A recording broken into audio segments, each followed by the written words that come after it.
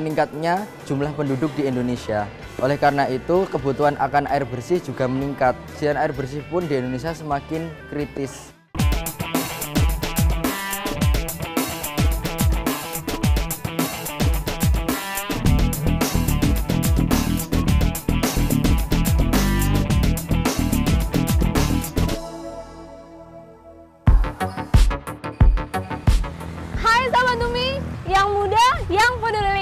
Cocok banget ya untuk dijadikan salah satu moto kehidupan nih buat Sobat Bumi. Apalagi yang masih semangat dalam melakukan aksi lingkungan. Pas banget nih, Nadia sekarang berada di Institut Pertanian Bogor. Kenapa? Karena sedang diselenggarakannya nih ICEF, yaitu Indonesian Civil and Environmental Festival 2014. Nah Sobat Bumi, ICEF ini diselenggarakan oleh Himpunan Mahasiswa Teknik Sipil dan Lingkungan IPB. Makanya jangan kemana-mana, tetap ikutin Nadia di Bumi ke 1.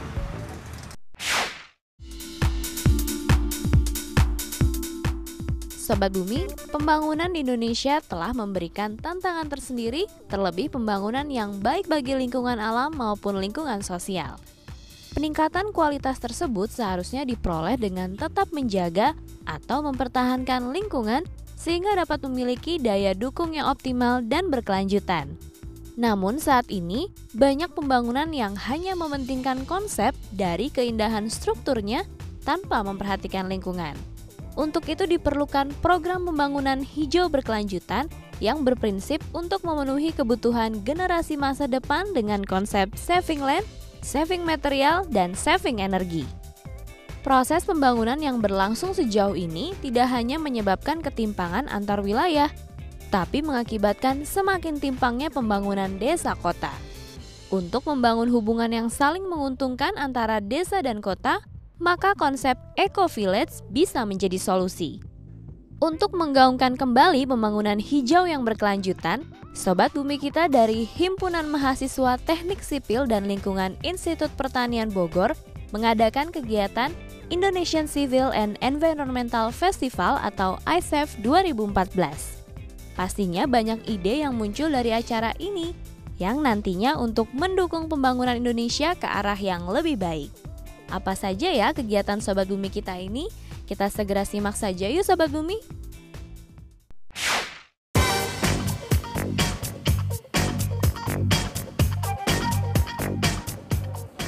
Sobat Bumi, Indonesian Civil and Environmental Festival 2014 ini merupakan acara tingkat nasional yang fokus pada bidang sumber daya air dan lingkungan.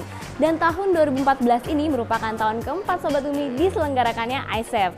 Nah Sobat Bumi, pastinya setiap acara mempunyai rangkaian kegiatan ya. Mau tahu nggak sih seberapa serunya ICEF 2014 kali ini dan sesukses apa? Daripada penasaran, kita langsung aja yuk saksikan obrolan dengan Ketua Pelaksana ICEF 2014 yaitu Halimanto Sapta Triyoga.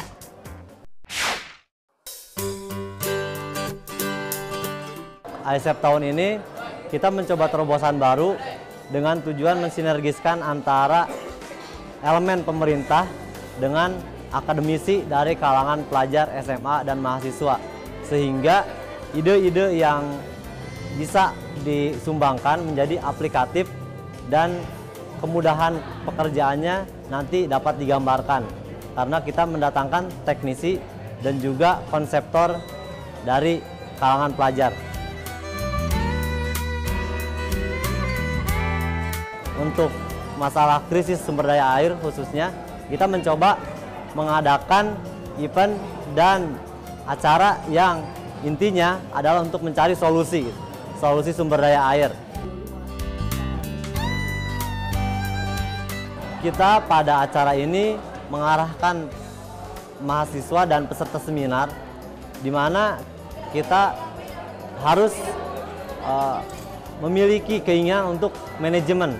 Di sini fungsi manajemen itu adalah mengatur dan mengelola bagaimana penggunaan air yang benar, bagaimana penggunaan kembali air yang telah digunakan, serta bagaimana pengolahan limbah domestik atau air buangan yang telah digunakan agar selanjutnya dapat digunakan kembali ataupun dibuang secara aman sehingga tidak merusak badan air. Harapan kami selaku panitia dalam penyelenggaraan acara ini adalah setiap elemen yang bergerak dalam pembangunan dapat sinergis Ya, baik itu pihak pemerintah, baik itu mahasiswa dan pelajar SMA sebagai konseptor dan inventor, dan juga baik masyarakat sebagai penerima kebijakan. Sehingga nanti jika sudah sinergis akan tercipta suatu implementasi konsep yang mudah dan berkelanjutan. Gitu. Intinya adalah pembangunan yang berkelanjutan yang dapat diaplikasikan di masyarakat.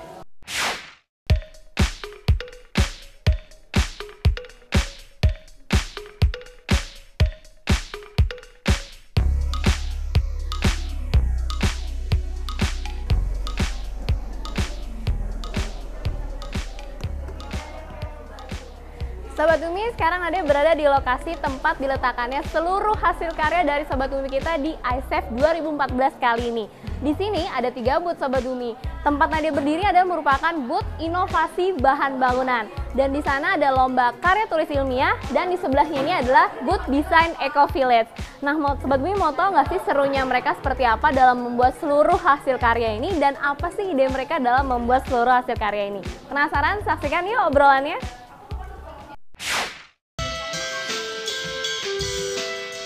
Sobat Bumi, di rangkaian acara Indonesian Civil and Environmental Festival alias ISEF 2014 ini, ada banyak inovasi dari Sobat Bumi kita tentang pemanfaatan air limbah.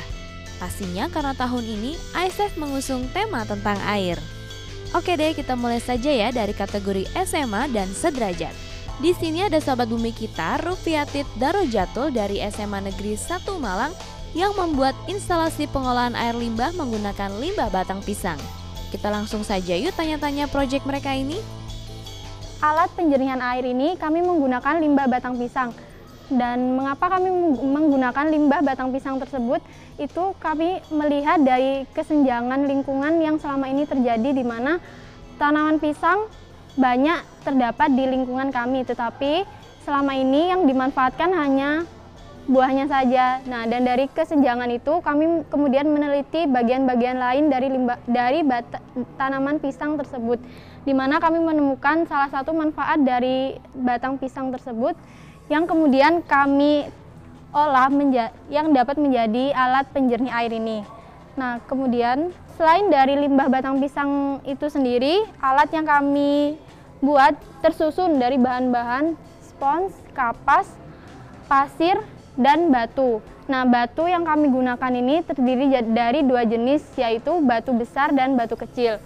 Nah, untuk penyaringannya sendiri kita bisa mulai dari limbah rumah tangga. Nah, kami di sini membuat model di mana ini terdapat saluran rumah tangga, dan di sini terdapat saluran utama yang menuju penampungan limbah dari rumah tangga itu. Tetapi dari penampung ini tidak langsung menuju ke alat penjernih.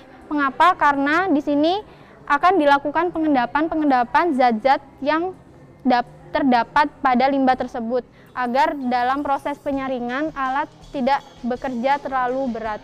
Nah, kemudian jika telah diendapkan, kemudian air limbah tersebut akan disaring melalui alat penjernih yang telah kami buat tadi. Nah, dari penyaringan tersebut kemudian kami mendapatkan air jernih yang dapat ditampung di bak ketiga. Nah, hasil jernih dari alat penjernih yang kami gunakan hanya dapat digunakan atau dimanfaatkan untuk mencuci, mandi, dan menyiram tanaman. Sementara untuk konsumsi, kami masih melakukan penelitian lebih lanjut karena hasil dari air yang untuk dikonsumsi tersebut harus mendapat persetujuan dari Jasa Tirta. Dari Malang kita bergeser ke Jombang ya Sobat Bumi. Di sini ada Sobat Bumi kita yaitu Nada Itorul Umam dari SMA Darul Ulum 2 Jombang yang membuat instalasi air limbah untuk irigasi tanaman selada dari jerami nangka. Inovasi ini mereka namakan Minangkabau Water Filtration. Kami membuat sebuah alat filtrasi yang nantinya dapat digunakan untuk irigasi tanaman selada. Karena menurut Kementerian Pekerjaan Umum, dominansi kebutuhan air atau aplikasi air di Indonesia itu diaplikasikan ke irigasi sawah. Sebenarnya di keadaan alam atau realitas sesungguhnya, air limbah dari sungai akan dialirkan melalui Minangkabau Water Filtration. Lapisan pertama yang menerima air tersebut adalah kerikil besar. Kerikil besar di sini bertujuan sebagai penunjang alat filtrasi. Selanjutnya, yang kedua adalah air akan melewati jerami nangka. Jerami nangka di sini mengandung senyawa yang disebut pektin. Senyawa tersebut dapat menyerap logam berat. Selanjutnya adalah air akan melewati karbon aktif atau arang aktif. Arang aktif di sini mempunyai fungsi yang relatif sama atau sama dengan jerami nangka, yaitu bisa menyerap logam berat dan senyawa kimia berbahaya lainnya yang terkandung di dalam air limbah. Selanjutnya, air limbah akan melewati pasir. Pasir di sini partikelnya sangat kecil-kecil, sehingga air yang lewat, air limbah rumah tangganya seperti partikel-partikel kecil ataupun substansi kecil lainnya akan tersangkut di dalam pasir. Selanjutnya yang terakhir adalah air limbah akan melewati ijuk. Ijuk di sini memiliki sifat yang elastis dan kuat. Ijuk di sini juga memiliki sifat yang tahan air, sehingga air limbah yang masih memiliki substansi kecil yang lolos di pasir akan tersangkut di ijuk. Akhirnya akan didapatkan air yang bersih atau air yang lebih jernih daripada air limbah. Selanjutnya, dari air hasil olahan Minangkabau Water Filtration ini akan kami irigasikan atau kami aplikasikan untuk tanaman selada. Karena tanaman selada ini sangat rentan atau sangat sensitif terhadap faktor lingkungan. Seperti misalnya air hasil filtrasi ini masih mengandung logam berat, maka tanaman selada ini akan segera memunculkan efeknya dan kita tahu perubahannya. Akan tetapi dalam penelitian kami kali ini, tanaman selada baik-baik saja dan tumbuh dengan baik. Oleh karena itu, air hasil filtrasi telah tidak mengandung logam berat berupa Ag12 dan Pb12.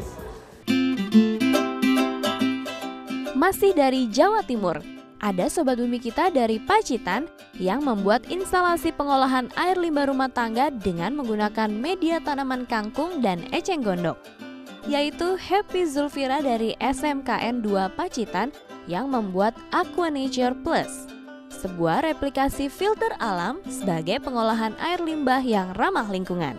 Rancangan ini dimulai dari air limbah dimasukkan ke tandon pertama. Di sini ada dakron untuk menyaring air limbah dari partikel yang besar. Kemudian dialirkan sedikit demi sedikit ke botol pertama. Di sini ada kangkung dan pasir. Kenapa kita memilih tanaman kangkung? Karena kita mereplika dari sungai yang banyak tanaman kangkungnya. Dengan itu kami melihat bahwa air di sungai yang kotor menjadi lebih jernih. Ketika itu hasil di kangkung belum maksimal, kita menggunakan eceng gondok. Selama pengendapan 24 jam, kita mengharapkan eceng gondok dapat membunuh bakteri-bakteri E. coli dari zat aleopati. Kemudian kita mengalirkan lagi ke botol ketiga. Di situ di botol ketiga ada pengendapan selama 1 jam. Di botol ketiga yang berisikan zeolit dan arang aktif. Setelah 1 jam pengendapan, air akan mengalir ke tandon kedua yang hasilnya lebih jernih dan tidak berbau dan tidak berwarna dan menghasilkan suhu 26 derajat Celcius, pH menjadi 7 dan amonia menjadi 0 ppm. Jadi air limbah yang sudah terfilter akan digunakan untuk keperluan rumah tangga, maksimal digunakan untuk mandi. Dari Jawa Timur kita ke ibu kota. Di sini ada Arif Rizky Herdiansyah dari SMA 47 Jakarta Selatan yang membuat Smart Wash Processor. Mereka mengolah air limbah rumah tangga dengan sistem reverse osmosis dan filtrasi. Seperti apa ya inovasi lengkapnya? Kita langsung saja yuk dengar penjelasan Arif. Air di bumi ini mencapai 70%, namun air tawar hanya 3% dan itu pun harus dipilah-pilah lagi untuk kebutuhan minum, mandi, MCK, dan sebagainya. Nah, ini menyatakan bahwa jumlah air bersih sangatlah langka di bumi ini. dan penyebabnya adalah limbah cair yang khususnya skala rumah tangga. Nah, jika air limbah cair itu dapat diolah kembali menjadi air bersih, maka kelangkaan atas air bersih itu pun dapat diatasi. Nah, hal itulah yang menginspirasi kami untuk membuat Smart Waste Processor ini. Nah, Smart Waste Processor ini memanfaatkan dua teknik, yaitu reverse osmosis dan filtrasi. Reverse osmosis ini berfungsi untuk memberikan tekanan agar airnya naik, dan kalau sudah naik akan masuk ke dalam alat filtrasi ini yang terdiri atas ijuk, kerikil, batu, arang, pasir, dan lain-lain.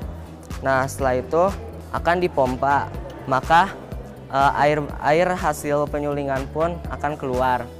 Nah, air hasil pengolahan dari Smart Waste Processor ini bermanfaat untuk kebutuhan MCK, pokoknya bisa digunakan untuk kebutuhan sehari-hari. Sobat Bumi, kalau kategori SMA dan sederajat banyak mengolah limbah cair rumah tangga, sementara di kategori mahasiswa, mereka banyak membuat inovasi bahan bangunan yang ramah lingkungan. Kita mulai saja ya dari yang paling jauh. Di sini ada M. Nahrawi dari Politeknik Negeri Samarinda yang membuat beton dari limbah fly ash kelapa sawit yang memang banyak dijumpai di sana. Kita simak langsung yuk penjelasan lengkapnya. Beton LPC ini berbahan dasar dari fly ash kelapa sawit dan juga fly ash latrit, di mana limbah latrit yang kita gunakan ini adalah dari hasil pertambangan batu bara. Terutama di daerah kami, latrit itu sangat banyak sekali, ditambah lagi dengan ada fly ash-nya. Jadi beton LPC ini kita menggunakan fly ash kelapa sawit yang banyak sekali di tempat kami, terutama di daerah kelapa sawit. Itu banyak sekali limbah-limbahnya yang dibuang sembarangan sehingga menghasilkan polusi yang sangat banyak. Sehingga kita membuat inovasi untuk membuat beton LPC ini menggunakan limbah-limbah tersebut. Dan untuk perancangannya kita mencoba membuat beton LPC ini dengan perbandingan dengan beton normal, dan hasilnya pun mendapatkan hasil yang sangat baik, di mana beton LPC ini lebih tinggi sekitar 20% dari beton normal untuk skala K250. Oleh karena itu, dengan adanya beton LPC ini sangat banyak sekali membantu, terutama di daerah kami yang untuk penyediaan material, terutama untuk beton normal, itu sangat susah sekali, karena kami di Kalimantan itu untuk membuat suatu rancangan beton harus menyediakan atau mengumpulkan bahan material dari luar kota, terutama dari Palu, dan itu harganya sangat mahal. Dan untuk pengaplikasiannya di lapangan, beton konkrit LPC ini sendiri atau limbah latrit ini sendiri adalah untuk digunakan di rumah-rumah tinggal. Untuk sekarang kita mencoba untuk memberitahu dan mensosialisasikan kepada orang-orang yang tinggal di Kalimantan untuk menggunakan beton ini, karena satu, harganya lebih murah, dan juga sangat membantu untuk pemerintah mengurangi limbah dari latrit dan juga limbah dari fly ash tersebut. Sehingga apabila menggunakan aplikasi beton ini, rumah-rumah sederhana seperti yang ada di daerah-daerah yang tanahnya berawa sangat bagus sekali, karena beton ini mempunyai berat yang cukup ringan dibandingkan beton normal, sehingga sangat cocok sekali dengan daya dukung tanah yang sangat kurang. Dari Samarinda kita ke Surabaya ya Sobat Bumi. Dari ITS Surabaya ada Sobat Bumi kita Abdul Karim Yasin yang membuat inovasi beton yang tidak hanya inovatif, tapi juga kreatif dan solutif. Mereka membuat Eco Concrete SLK, limbah karbit sebagai substitusi semen. Berikut penjelasannya. Keunggulan dari Eco Concrete SLK sendiri ialah menghemat biaya pembuatan beton per 1 meter kubiknya 14,4%. Dan untuk kuat tekannya, mereka jauh lebih meningkat kuat tekan daripada tanpa semen, yaitu sekitar 10-12% dari beton tanpa penambahan serbu limbah karbit dan fly ash. Selanjutnya, keunggulan yang kedua yaitu Eco Concrete, karena kita mensubstitusi 20% dari semen tersebut dengan serbu limbah karbit dan limbah batu bara yaitu fly ash. Keunggulan yang ketiga yaitu kita dapat berperan dalam menyelamatkan bumi kita dari sebaran emisi CO2 di bumi. Jadi ini bisa digunakan untuk kolom-kolom bangunan dari mulai bangunan ruko sederhana, masjid, rumah maupun sekolah sederhana. Namun tidak menutup kemungkinan pula beton ini bisa digunakan untuk gedung bertingkat lebih dari 20 lantai, gedung pencakar langit, dan bangunan-bangunan yang memerlukan beton dengan kekuatan yang tinggi. Oleh sebab itu, Eko Konkrit SLK ialah solusi untuk menanggulangi banyaknya semen yang dibutuhkan dalam pembuatan beton.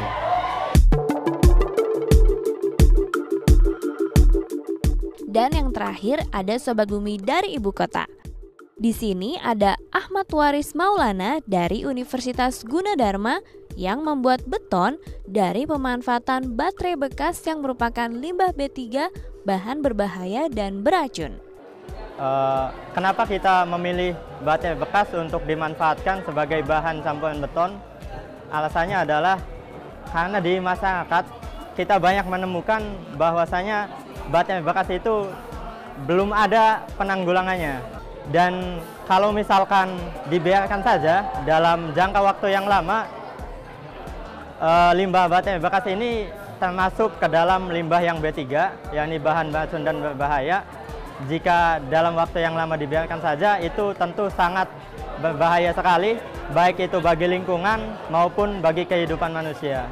Nah, untuk itu kami mencoba memanfaatkan limbah baterai bekas ini sebagai bahan campuran beton. Nah, komposisi yang kami gunakan di sini sebanyak 2%. Jadi batu baterai bekas ini kami manfaatkan sebagai substitusi agregat kasar atau split. Nah, sedangkan hasilnya di sini bisa kita lihat untuk hasilnya beton yang dengan menggunakan tambahan batu baterai bekas itu menambah kuat tekan sebesar 4,28% jika dibandingkan dengan beton normal biasa.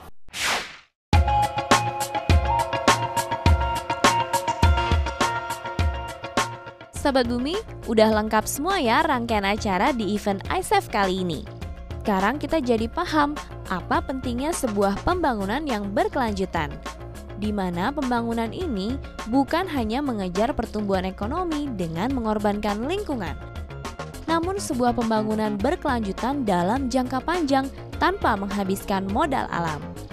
Sebab sebuah keniscayaan bahwa pertumbuhan ekonomi dan kelestarian lingkungan bukanlah pilihan yang saling meniadakan. Sebuah keniscayaan keduanya dapat berjalan beriringan. Kunci ekonomi hijau lagi-lagi merupakan pemanfaatan sumber daya alam yang berkelanjutan. Pembangunan berkelanjutan atau berwawasan lingkungan merupakan suatu keharusan karena keterbatasan daya dukung lingkungan untuk mengantisipasi pertumbuhan ekonomi dan meningkatnya populasi penduduk di Indonesia.